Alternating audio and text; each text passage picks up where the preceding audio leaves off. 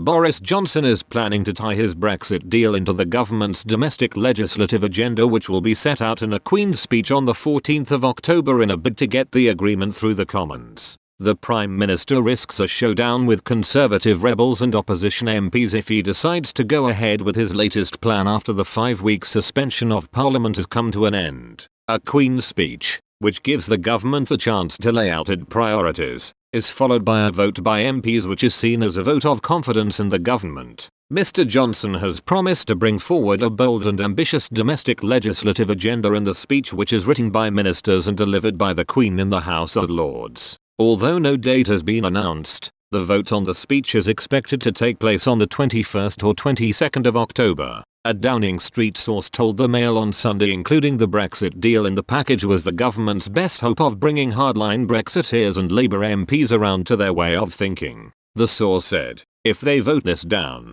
they are voting down Brexit, and they can explain why they did that to their constituents at an election soon enough. Yesterday it was revealed Mr. Johnson is planning on continuing his hardline tactics when dealing with members of his own party, with a source insisting any Tory MPs who rebel against his Brexit deal would have the party whip withdrawn. Earlier this month Mr. Johnson kicked 21 rebels out of the Conservative Party after they sided with the opposition to block a no-deal Brexit. The government will offer a glimpse of its upcoming domestic policy at the Conservative Party conference in Manchester on the 28th of September to the 2nd of October.